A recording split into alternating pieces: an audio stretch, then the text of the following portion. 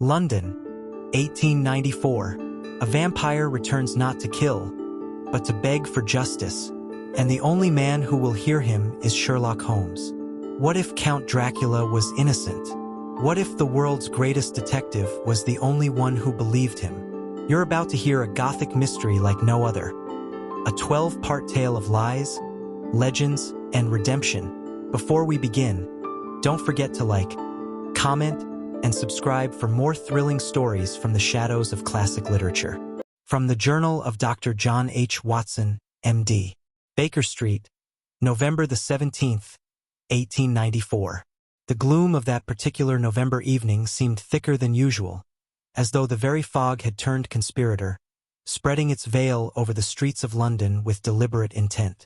I had returned from a walk along the embankment, chilled to the marrow and with the uncomfortable sensation of being followed, a notion I dismissed as mere imagination, fed no doubt by the recent rash of headlines splashed across every broadsheet in the city. Whitechapel nightmare returns. Body drained of blood. Is the Count among us once more? Though I placed little stock in the fevered scribblings of Fleet Street, I could not ignore the tightness in my chest as I entered the familiar quarters of 221B Baker Street. Holmes was seated precisely where I had left him, reclining languidly in the worn armchair. His fingertips pressed together beneath his chin, the smoke from his pipe curling like a phantom above him. "You've read the afternoon edition, Watson," he said without looking at me. I removed my gloves and hat and took my seat by the fire. "I have, though I find it all a touch theatrical. These tales of puncture wounds and missing blood have a curious resonance," Holmes interrupted, "especially for those of us acquainted with the matter of the late Count." I raised an eyebrow. "You do not suppose, surely not, that this is the work of him?" He met my gaze then, his eyes sharp and unreadable. "I suppose only what can be deduced, and the facts, as they currently stand, point to a deliberate invocation of his legend." Holmes reached toward the table and passed me a piece of folded paper, its surface marred by smudged ink and the faint scent of foreign perfume. "Lestrade sent this by express courier not half an hour ago." I unfolded it and read aloud. "Mr. Holmes, another body. Whitechapel. No blood. Throat marks. Locals are panicked. They whisper of the Count. The press is feeding it. Come at once. Lestrade." "A grim business," I muttered, returning the note.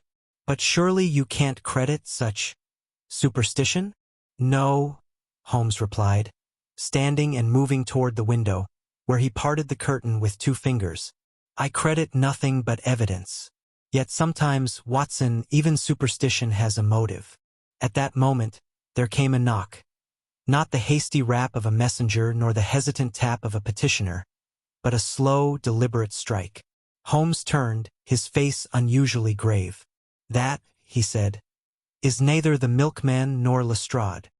He crossed the room swiftly, and I stood as well, an unease gripping me. When the door opened, I confess that my breath caught in my throat. There he stood, tall, gaunt, and clad in the richest black, a cloak draped about his shoulders like the wings of some nocturnal beast. His eyes, though not red as once described to me, were unervingly steady, and his skin bore the pallor of a man long absent from the sun. He bowed with impeccable form. "Mr. Sherlock Holmes," he said in a voice low and resonant, "and Dr. Watson, you will forgive the lateness of my call." Holmes did not offer his hand, nor did he step back. "Count Dracula," he said simply. The figure inclined his head again. "It seems I am known to you." I took an involuntary step forward. "We were made to believe you. We're dead," the Count finished. "No, I have been elsewhere." Holmes regarded him coldly. "Then I presume you have come with purpose." Dracula's gaze did not waver. "Indeed, I have returned not to haunt this city, but to seek justice." Holmes raised an eyebrow. "A novel pursuit." "I am not the creature the papers declare," Dracula said, his voice firm but not loud. "These murders are not mine. I have killed no man in your London. But someone seeks to make it appear so." He stepped into the room uninvited, and Holmes, ever the master of composure, did not flinch. I require the assistance, Dracula said, of the only man in this empire whom fear has not blinded. I exchanged a glance with Holmes. The fire cracked. I have returned, Dracula whispered. Not for blood, but for the truth. The door shut behind him with the sound of finality. From the Journal of Dr. John H. Watson, M.D. The silence that followed Count Dracula's entrance was heavy, laden with unspoken judgments and memories not easily dismissed. He removed his gloves slowly, deliberately, revealing long, tapered fingers, pale as ivory and unmarred by age. There was a peculiar grace in his every motion, yet I could not shake the cold that seemed to radiate from his very presence. Holmes gestured to the armchair opposite the hearth, yet remained standing himself. I, however, resumed my seat, not out of comfort, but to steady the tremble that had taken hold of my knees. Dracula sat with the composure of one used to being received in stately rooms, and yet I detected a subtle tension in the line of his jaw, a restraint not of etiquette, but of force held in check. Holmes broke the silence. You claim these recent deaths are not of your doing. I do not claim, Dracula replied evenly. I swear it. Holmes raised a brow. Then you must forgive my skepticism. The circumstances are, shall we say, inconvenient to your reputation. The Count smiled faintly, but there was no mirth in it. I am well acquainted with what the English call reputation, Mr. Holmes. I have carried mine like a shroud through centuries. But a shroud does not make the corpse beneath it guilty. I could not help but interject. And yet, sir, there were corpses in your wake. A young woman named Lucy Westenra, for one. Dracula turned to me, and though his expression remained courteous, I felt a curious pressure behind my eyes. Not pain, but a suggestion of depth, as though my mind were standing on the edge of a vast abyss. Doctor, he said, I do not ask to be absolved of the past. I ask to be heard for the present. Holmes crossed to the mantel and lit a match, reigniting his pipe. He drew in a slow breath before turning back to our visitor. Very well. Begin at the beginning. Dracula inclined his head once. After the events in Whitby and the destruction of my holdings at Carfax, I returned to my homeland. The damage inflicted upon me by Van Helsing and his company was grievous, but not fatal. I returned to Transylvania to recover, not in vengeance, but in solitude. And yet you are here, Holmes remarked, because someone else is not. Dracula's voice lowered. You have had 3 victims, yes? Each marked with puncture wounds. Each found in seedy districts under cover of night. But these are not the hallmarks of a predator in control. They are chaos dressed as myth. Someone wears my legend as a cloak to conceal their own savagery. Then you suggest an imitator, I said. I suggest a liar, Dracula replied, and one who knows enough of my story to mimic the pattern. Holmes blew a thin stream of smoke into the air. Curious. He turned to face the Count fully.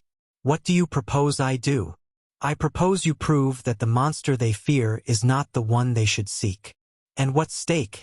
Holmes said pointedly. Do you have in this, Count? At that, Dracula's mask faltered ever so slightly. Because I have changed, he said, almost in a whisper. Because I have chosen not to be the thing they made me. And because, Mr. Holmes, if the world will not permit me redemption, then let it at least allow me justice. Holmes was silent for a long moment. The firelight danced in his eyes, flickering like some internal calculation moving at speed. At last he spoke. If I take this case, you will be observed. Constantly. I will extend no trust, only scrutiny. I would expect nothing less, Dracula said, rising. But know this. Should I have desired to harm you, I would not have knocked. He moved to the door, but before opening it he paused. There is a murder yet to come within 48 hours. It will take place near the Thames, east of St. Catherine Docks. The impostor will strike again, and the blame shall fall on me. He opened the door, the fog seeping in like smoke from a distant fire. I give you warning not as a courtesy, he said without turning, but as a challenge.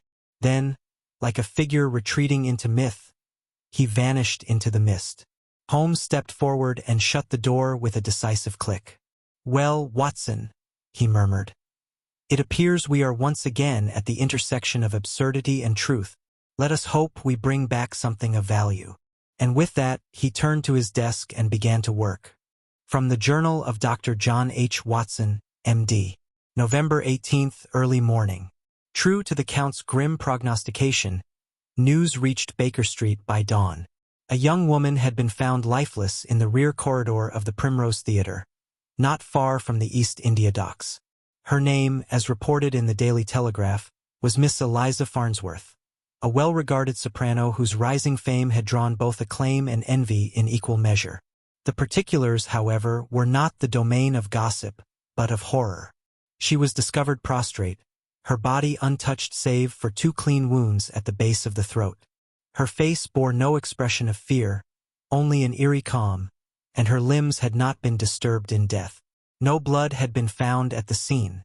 Holmes read the article in silence over his morning coffee, tapping a long forefinger against the porcelain cup with such rhythmic certainty that I could scarce tell whether it indicated focus or irritation. "Another page from the same chapter," he muttered. "Clean, calculated, ritualized. This is no act of madness." "And yet," I said, scanning the rest of the page, the medallion left in her palm, shaped like a bat. "Surely no killer would be so gauche." Holmes gave a small grunt. "Precisely. It is a performance, a grotesque theater of suggestion. The placement of the medallion is too obvious, too contrived.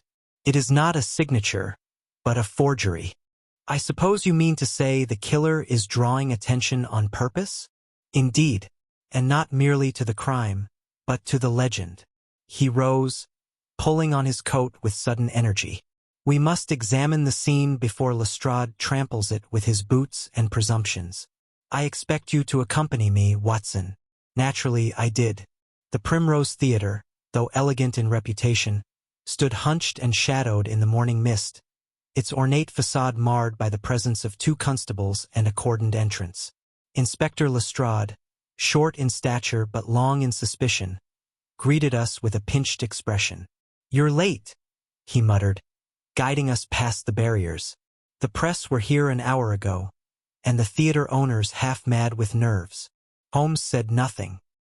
He had entered his particular state of focus, eyes flicking across door frames, carpet threads, and discarded matchsticks as though deciphering scripture.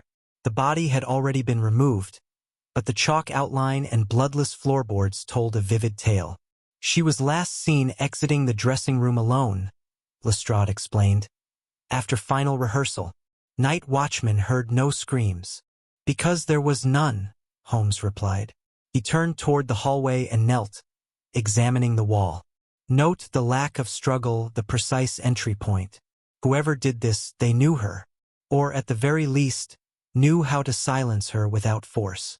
I pointed to the medallion Lestrade had secured in a wax paper envelope. "And that?" Holmes did not touch it. He only looked. "Brass, mass-manufactured. The design is of recent origin. Not the sort of thing a centuries-old nobleman would carry as a calling card." Lestrade snorted. "So you're saying it wasn't our foreign guest?" Holmes straightened. "I am saying it is someone who wants us to think it was." "But who?" I asked. Holmes turned to me, his eyes burning with clarity. "Someone with both knowledge of Dracula's history and the means to imitate it. And more importantly, someone with motive." We were interrupted by the arrival of a breathless young usher.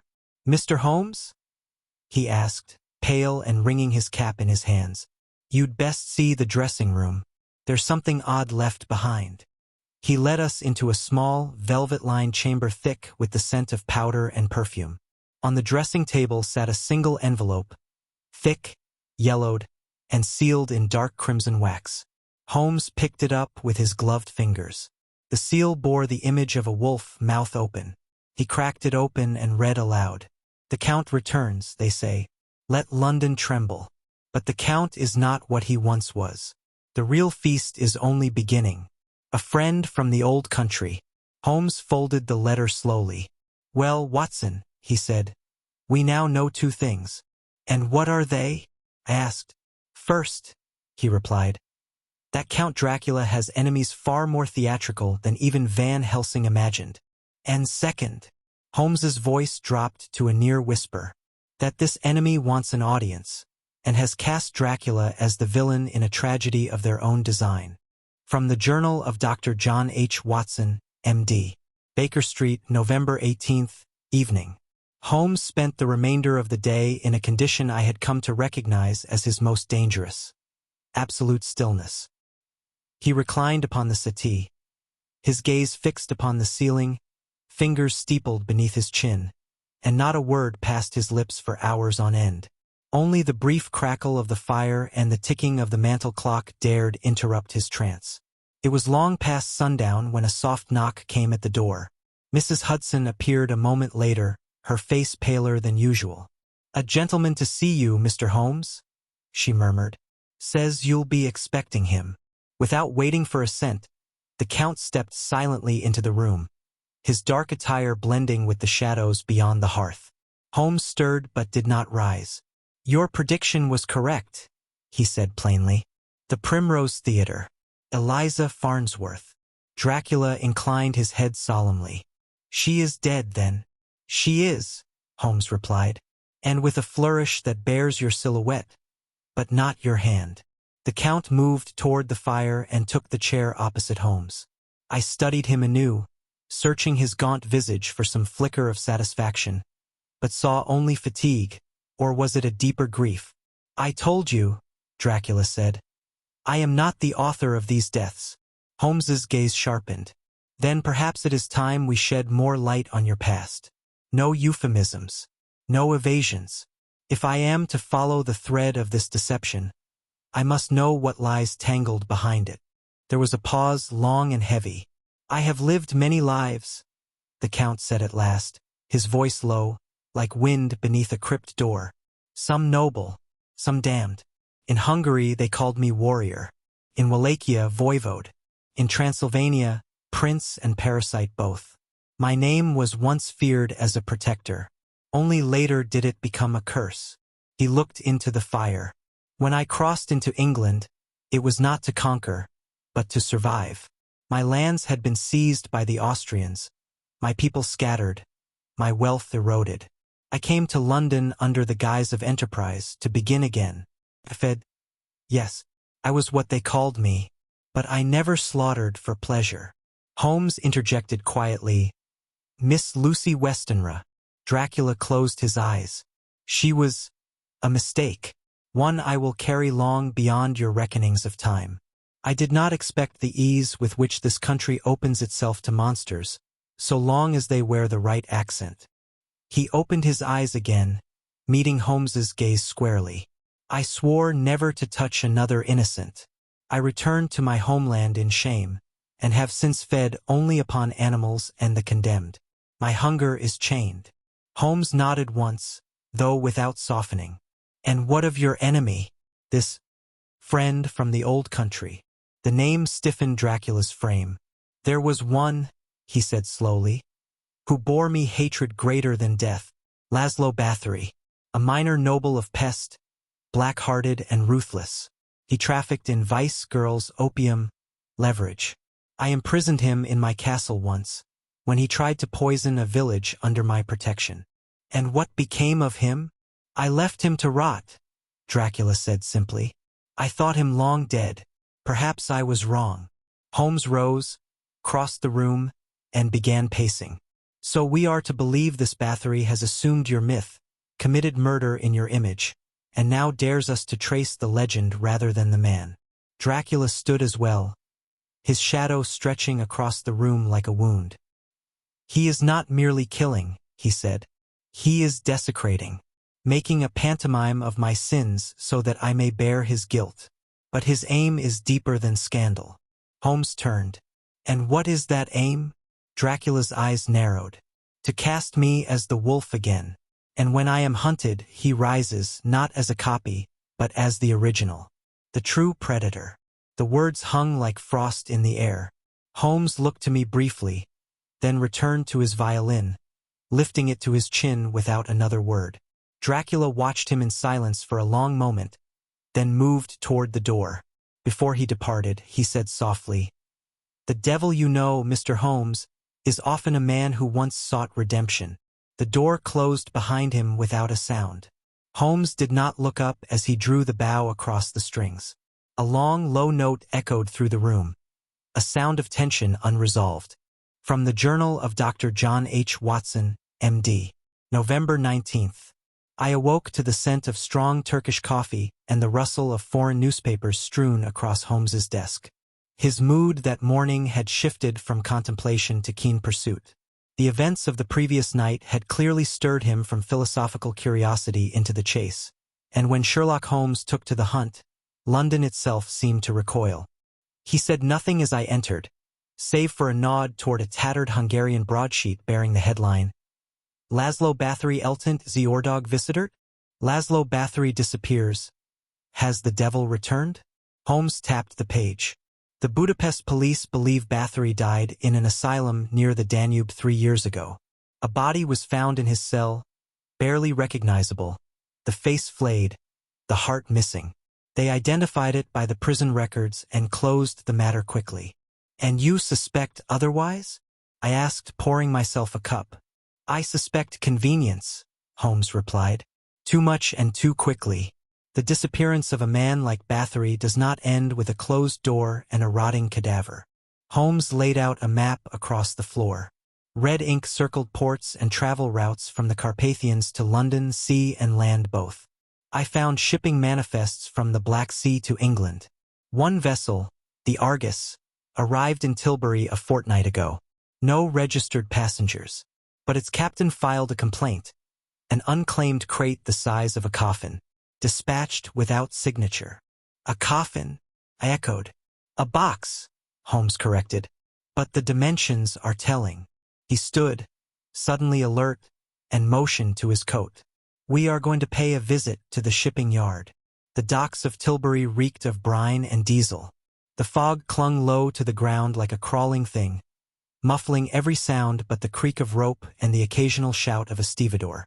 We were met by a grizzled harbor official, one Mr. Deeks, who seemed more annoyed by the intrusion than the mysterious crate in his log.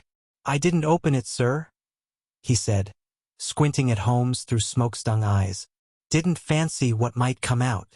"You've retained the manifest?" "Aye." He handed over a torn sheet. Holmes studied it briefly, then held it up to the gray light. No sender, no recipient, but loaded in Varna. He turned sharply. "Show me the crate." We were led down a narrow corridor of stacked cargo until we came upon it. A long wooden box reinforced with rusted iron. Though weathered, the wood bore a seal. A faded crest in wax, half melted but unmistakably featuring a stylized bee. Holmes knelt and ran his fingers along the edge. "It's been opened recently. Just last week," said Deeks. "Disappeared before anyone could record the collection." Watson glanced around. "No witnesses?" Deeks shook his head. "Night work. You know how it is." Holmes stood. "A coffin arrives from Eastern Europe. No name, no claim. A woman dies days later bearing the mark of a vampire. And the press cries out for the Count." We left the yard in silence. Holmes's jaw was tight as he walked, his mind turning over gears invisible to me. Back at Baker Street, we were met with a surprise. Dracula was already there. He stood by the window, unmoving, staring into the street with an air not of surveillance, but of grief. "I know where he is," he said without turning. Holmes did not question how the Count had entered. He merely gestured for him to continue. Dracula's voice was hollow. "There is a house in Whitechapel, number 14, Murdstone Lane. A place I once leased under another name, long before Van Helsing's cabal tore through my holdings." Holmes's eyes narrowed. "You believe Bathory has taken refuge there?" "I am certain. It is a place I sealed long ago. Only one with intimate knowledge could find it." Watson looked between them. "Then why come to us?" Dracula turned then, and his eyes were not red, nor wild, but sorrowful. "Because I cannot walk there in daylight. And because if I go alone, I become again the monster they seek." Holmes considered this gravely. Very well. We go tonight. Dracula stepped forward, extending a scroll of parchment. On it was drawn the floor plan of the Murdstone house, old but exact. I will meet you there, he said, but I will not enter until you give word. The evidence must be yours. Only then will London believe. And with that, he departed once more, leaving the scroll and the weight of his trust behind him. From the Journal of Dr. John H. Watson, M.D. November 19th, just before midnight. We departed Baker Street under cover of thickening mist, the air damp and heavy with the scent of soot and old rain. Holmes, ever swift in his stride when a trail presented itself, said little, save for the occasional murmur as he consulted the floor plan provided by Count Dracula. I followed at his heels, revolver hidden beneath my coat, though I hardly knew what use it might serve against the man or creature we now sought. Whitechapel, for all its history of whispered terror, had never seemed so hushed. Gaslights flickered low, casting long shadows that shuddered against the walls like silent observers. It was not merely night, it was anticipation. When at last we reached number 14, Murdstone Lane, I could not help but shiver. The house stood sunken behind a crumbling wall, its gabled roof askew, windows boarded but not wholly concealed. The very bones of the structure seemed to lean inward, as if trying to fold upon some secret shame. Holmes examined the rusted gate. No recent maintenance, yet the lock scratches are fresh. Someone has been coming and going with regularity. He motioned for silence and crouched low beside the threshold, his fingers brushing over a small indentation in the dirt. Footprints, narrow arched, wait toward the ball of the foot. Not a laborer. A man of refinement, perhaps, or one used to moving without sound. He looked up at me, eyes sharp. And notice, no cane, no heavy step. This is not a man suffering madness, Watson. It is a man who prepares. We approached the door. Holmes withdrew his lockpick and worked quickly, with none of his usual theatrical flourish. The door opened with a soft groan, and the stench that emerged was foul beyond words. Not merely dust and mold, but something sour, spoiled, metallic. Covered my nose. Dear heaven! Holmes stepped inside. Careful where you tread. The interior was bare, save for the hearth, which still held the ghost of a fire, and the far wall, against which a tall mirror stood shrouded by a velvet cloth. Holmes moved to it. Curious. What is? I asked. There are two chairs before the mirror, one polished by recent use, the other dusty, and someone has been watching himself, or perhaps something more macabre. He pulled the cloth from the mirror and I gasped. There, upon the glass, scrawled in some black substance, were the words, "He wears my face. He drinks in mockery. Let the city hang him for me." Holmes stepped back. A confession or an incantation, and then a sound, a creak from the upper floor. Deliberate. Holmes raised his hand and moved to the staircase with slow precision. I followed, heart pounding. The upper floor was dark, save for a faint glow beneath the crack of a door at the end of the hall. Holmes placed his hand upon the knob, and then, before he could turn it, the door swung open. A man stood there, or rather, a reflection of a man. He was tall, pale, and unmistakably Dracula, in every line of the face, every sweep of the dark cloak. Yet the eyes were not weary and solemn, but wild with pleasure, and the mouth curled in a sneer not of cruelty, but of performance. "You came," he said, voice dripping with theatrical malice. Holmes did not flinch. "You are Bathory." The double inclined his head, mockingly. "You may call me what you wish, detective. I am the future of fear, the living fable." "You frame an innocent," I said. He chuckled. "Innocent? He's slaughtered for centuries. I merely reclaim the myth." Holmes took a step forward. "The difference, sir, is that he came to confess. You came to perform." Bathory's face twisted, then smoothed. "The world wants monsters, Holmes. I simply give them what they crave. And when the noose tightens, it will be around the wrong neck, and no one shall mourn." Holmes, with the swiftness of a striking viper, raised his cane and jabbed it into the man's side. a hidden blade extending from its tip. Bathory howled, and then vanished into mist. "No!" Holmes cried, lunging forward, but the vapor slipped through his fingers like smoke. Down the stairwell it fled, out into the night, leaving only the echo of laughter behind. We rushed down, burst through the door, and there, across the street, stood Count Dracula. He did not run, nor did he speak. He merely watched. Holmes turned to him, breathless. "You saw him?" Dracula nodded. "Yes. And you did not intervene?" The Count's eyes were unreadable. "Because I needed you to see." Holmes was silent, then inclined his head, just slightly. "He wears your face," he said, "but not your will." Dracula looked toward the darkness where the mist had fled. "No," he whispered. "He wears only my shadow." From the Journal of Dr. John H. Watson, M.D. November 20th, 1:32 a.m. What followed that spectral encounter in Murdstone Lane was a blur of shadow and pursuit. Holmes and I gave chase through the narrow back alleys of Whitechapel, our breath coming in clouds as we dashed beneath low eaves and rusted fire escapes, our boots echoing against wet cobblestone. The mist had thickened again, not the gentle fog of London's usual breath, but something heavier, colder, as though the very air resisted our passage. We had just rounded a bend by Milligan's Court when Holmes froze and thrust out an arm, halting me abruptly. "Listen," he hissed. A low whistle pierced the night, faint, tremulous, like air passing through a broken reed. Then movement.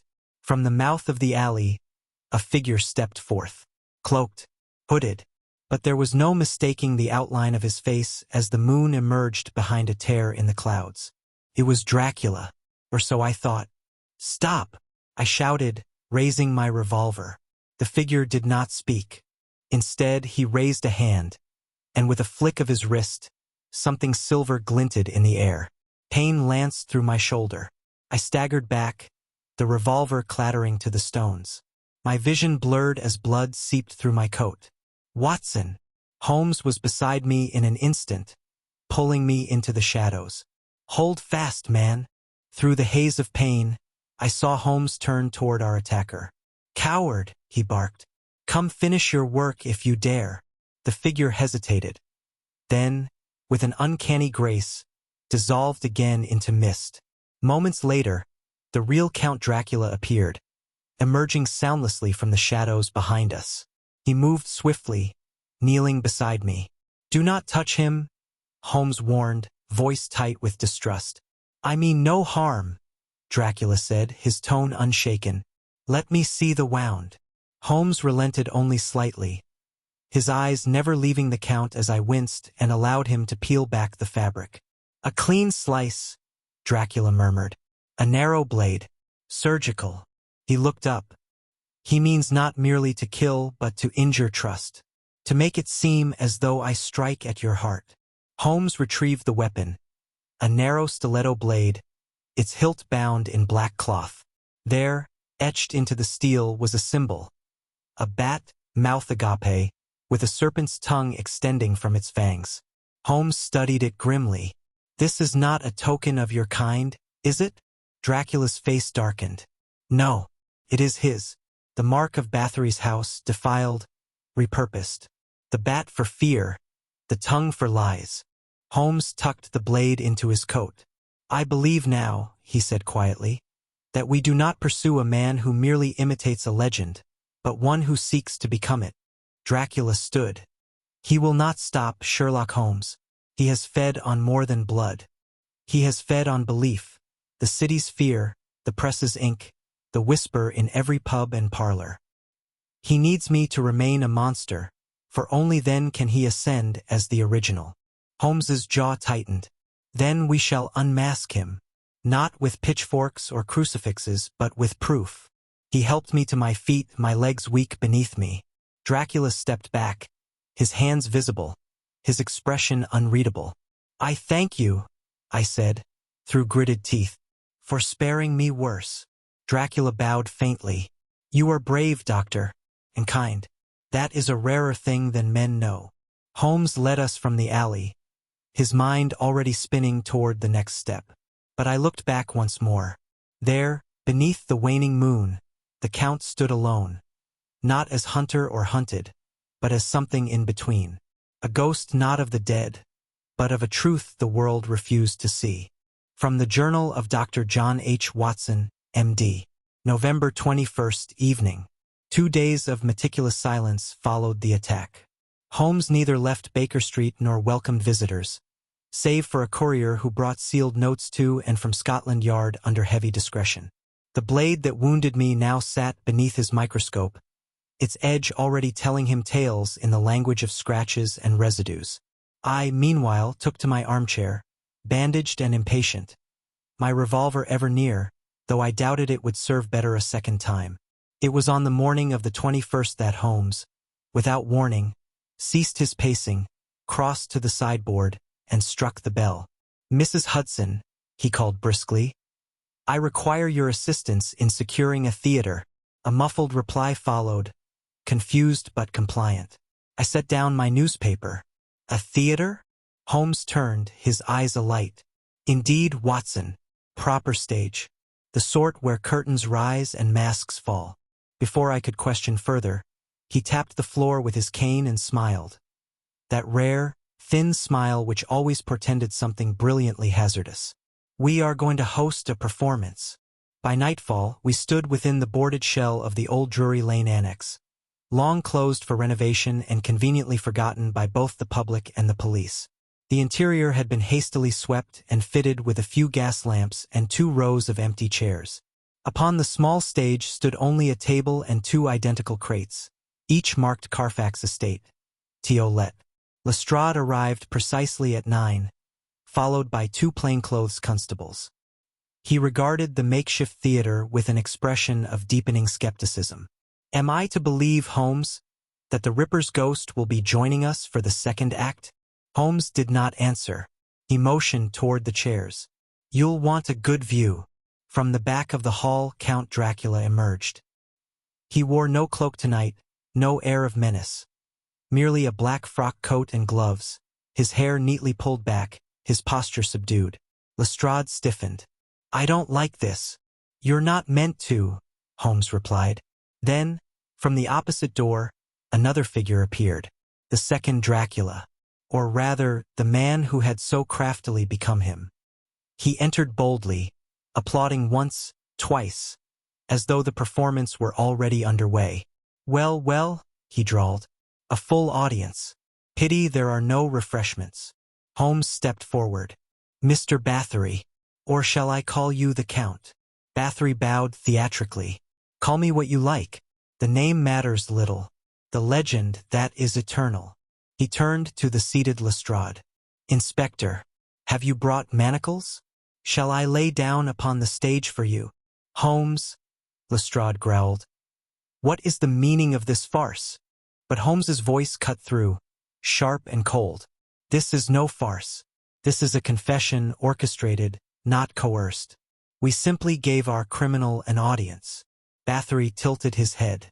"And what crime, precisely, have I committed?" Holmes gestured to the crates. "You lured investors under the promise of a fraudulent resurrection. You staged deaths in imitation of vampirism to drive fear into the hearts of men, turning public dread into profitable whispers. And you intended to sell access to immortality, at a cost." "Proof," Bathory challenged. Holmes's smile returned, thin and merciless. "Exhibit A," he said, nodding to the crates. "Inside each, 1 coffin, but only one contains the original soil of Dracula's homeland. You placed the second here as bait, loaded with your theater props and forged relics. What you didn't count on, what you couldn't know, is that the Count himself marked his true coffin long ago." He turned to Dracula. "Now, if you please." The Count moved to the first crate, opened it with a slow and deliberate pull.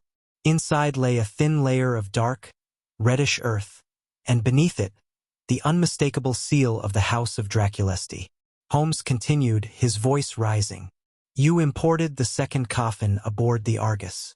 You staged the killings, and you impersonated a man who sought only to disappear. Your charade ends now." Lestrade stood abruptly, his eyes narrowed. And you can swear this man is not the real Dracula? The Count stepped forward, slowly. No, he said quietly. I am Dracula. But he pointed to Bathory, is the murderer. Bathory's mask cracked. With a sudden roar, he drew a dagger from his coat and lunged. Not at Holmes, but at the Count. But Dracula moved with a speed beyond any mortal. He caught Bathory's wrist mid-air, twisting until the blade fell. No more blood, the Count said, voice low. Not in my name. The constables moved in, seizing Bathory as he hissed curses in a guttural tongue, the facade of nobility melting into something feral and bitter. As they hauled him away, Lestrade turned to Holmes, blinking in disbelief. Well, he muttered, I'll be damned. Holmes exhaled slowly. Not tonight, Inspector, but perhaps someone has just been spared. From the Journal of Dr. John H. Watson, M.D. November 22nd, just after midnight. Though the constables had bound Bathory and carted him off under Lestrade's watch, Holmes's expression did not relax as the echo of boots faded from the theater walls. The curtain had fallen, but not, as I would soon learn, on the true climax of the tale. Dracula remained motionless by the open crate, his gloved hand resting lightly upon its edge. The low gaslight gave his features a solemnity bordering on mournful, not the sorrow of a defeated man, but of one who has known too long what victory must cost. He will not stay silent, Holmes said, more to himself than to us. I looked up from where I sat, still clutching my bandaged shoulder. You believe Bathory will escape? Holmes turned. Not escape, no, but he will speak, and every word he utters will feed the fire of the myth. The legend of the cruel Count will grow in the telling, even in chains. Dracula nodded slowly. He has long ceased to be a man. He is theater and hunger, a reflection cast in darkness. Holmes looked toward him. There is a matter yet unresolved, he said. One I believe you have prepared for.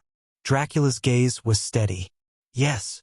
Without further explanation, the Count moved toward the rear door of the theater, a narrow, disused exit leading to the stone crypts beneath what had once been a chapel annex. Holmes and I followed, descending into the cold dark, the torchlight dancing ahead. The air grew heavier, older. We came at last into a vaulted chamber, its ceiling low, the walls lined with empty niches and rotted scripture. In the center stood a plain altar of stone, beside which two coffins lay, one already opened, the other sealed with black iron bands. He waited here, Dracula said, looking upon the unopened coffin. This place was known only to two men, myself and Laszlo Bathory. Holmes stepped forward, examining the iron seals. No scratch marks. This coffin has not been opened in weeks. Dracula opened the other, the one he had prepared. Inside lay a man, or rather what had once been a man. His skin was gray and drawn, his lips blackened. A rosary hung limply from one hand, its beads slick with dust. But the face, though twisted, bore unmistakable resemblance to the Count. Holmes knelt, staring in silence. The original? I asked quietly. Dracula nodded. A servant, he said. One who bore a striking likeness to me and volunteered to feign my death. I did not order his end. He drank from me willingly and could no longer endure the thirst. In the end, he took sanctuary here.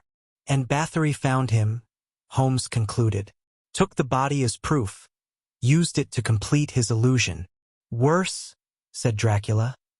He desecrated it. I can feel what has been done. My name was not merely stolen. It was exhumed. Holmes stood slowly. Then there is but one course left.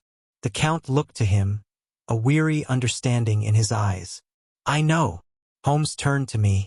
You are witness to this, Watson, not as a friend, but as a man of medicine and record. The Count did not kill Eliza Farnsworth, nor the others. We have evidence in Bathory's possession, testimony from his associates, and the blade that bears his mark. But most crucially, we have this. He gestured to the corpse, to the sealed coffin, to the chamber that reeked of long-held truths. Dracula approached the sealed coffin and laid both hands upon it. I will return to my homeland, he said. There are lands still untouched by this shadow, where I may pass into obscurity, not as a count, not as a fiend, but as a man who once failed and has chosen to disappear. Holmes met his gaze. You understand, of course, that for the world, your name will remain synonymous with darkness. Dracula smiled, not bitterly, but with a strange peace. I do not seek to rewrite the tale, Mr. Holmes, only to walk out of it. He drew from his coat a folded parchment and handed it to Holmes. Upon it were bank notes, legal titles, and a signed confession, forged by Bathory in Dracula's name. It was damning evidence now turned against its maker. I give you the last of my legend, Dracula said, voice low. May you use it wisely. Holmes inclined his head. I will, he said, and with that, the Count lifted the sealed coffin onto his shoulder as though it weighed nothing, turned toward the far corridor, and stepped into the shadows. We did not follow. From the Journal of Dr. John H. Watson, M.D. November 23rd, early morning. The hours following our descent into the crypt passed in a quiet unlike any I had known since my days in the field hospital. Not the silence of peace, but of something spent and solemn. A final page turned. Holmes returned to Baker Street wordless, eyes sharp with thought but dulled at the edges by a fatigue of the soul. I, still stiff from my wound, made no effort to speak as we entered the sitting room. Only the fire welcomed us. At precisely 7:30, Inspector Lestrade arrived. He held a leather-bound folio clutched under one arm and a look of profound discomfort upon his face. I've read it, he said simply. Holmes gestured toward the armchair. Then you know. Lestrade sat but did not relax. There are 12 letters in here, he said, tapping the folio. All signed in the name of Count Dracula. Promises of eternal life, written in that damned florid script. Addresses of donors, business leaders, even one nobleman. Bathory's bait, Holmes said. He meant to resurrect the legend, not to haunt the public, but to fleece it. Lestrade shook his head. He nearly succeeded. He looked up. Will you testify? Holmes considered. I will provide my findings, my deductions, and the recovered documents. But the man they meant to condemn, he is no longer here. And if he returns? He will not, Holmes said with quiet certainty. Lestrade exhaled slowly. The press will want blood. What shall I tell them? Holmes steepled his fingers. Tell them the truth. A foreign criminal posed as the notorious vampire, committed a string of ritualized murders, and was apprehended. Let the legend die with the man. Lestrade gave a wry smile. You think it will be that easy? Holmes met his gaze, unblinking. No, but it will be just. The inspector stood, smoothing his coat. I'll see that this goes into the record properly. He paused at the door. And Holmes, I don't pretend to understand what we've witnessed.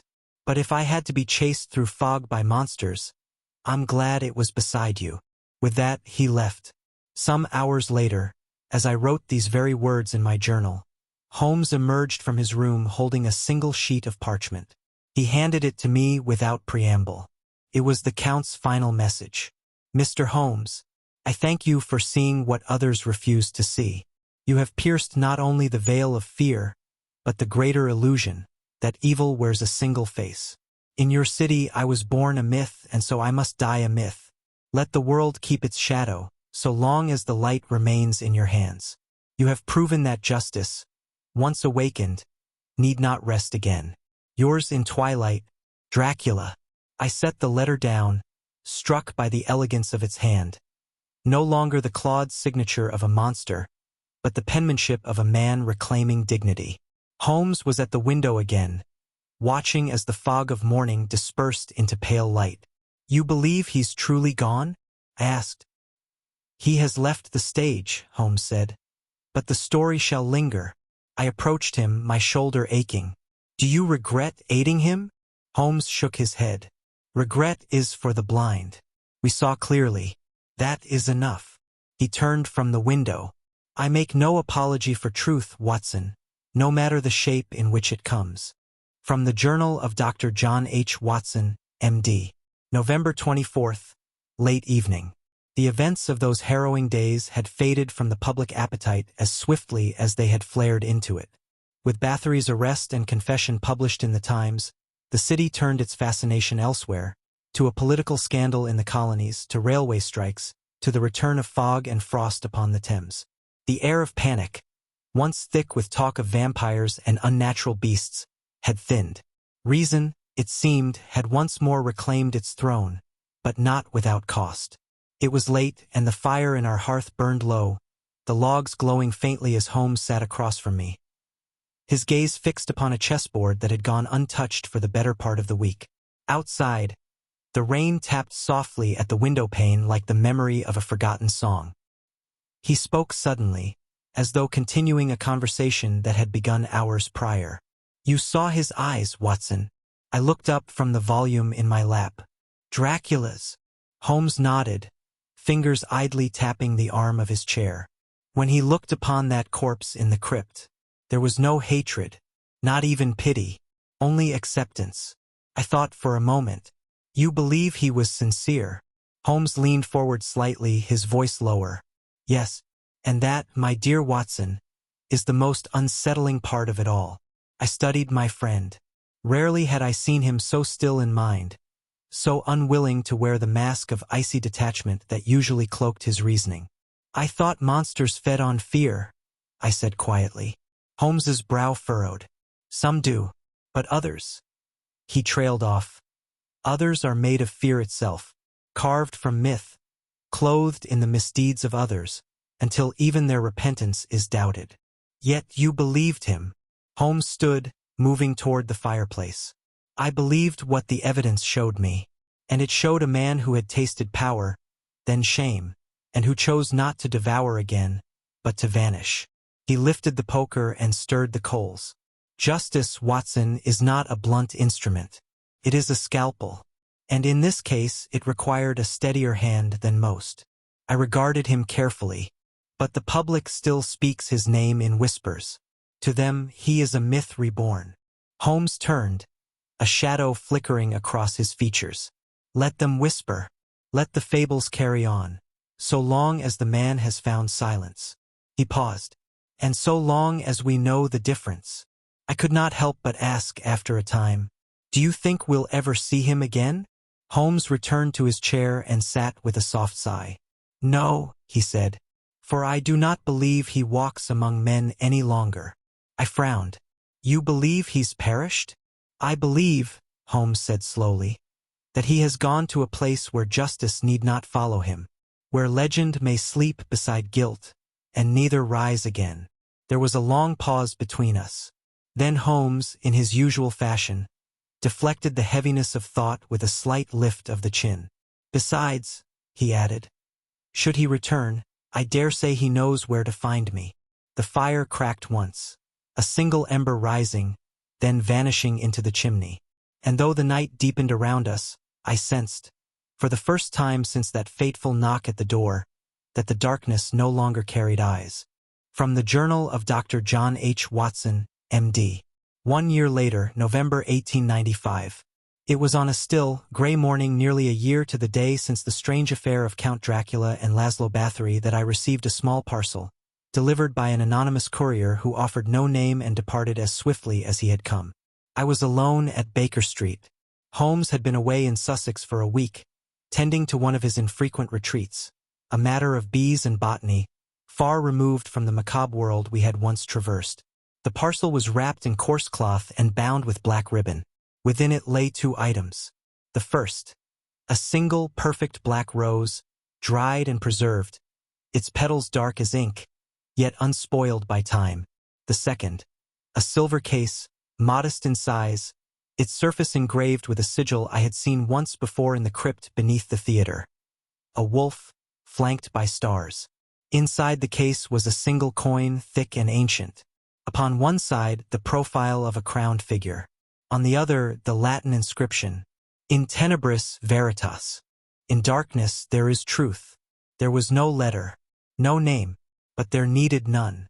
I held the coin in my palm and stared into the fire, memory rising like smoke around me. The silent hall of the theater, the hiss of steel in the alley, the reflection that did not lie, and the man, not beast, who had stood before us, not pleading but asking to be seen.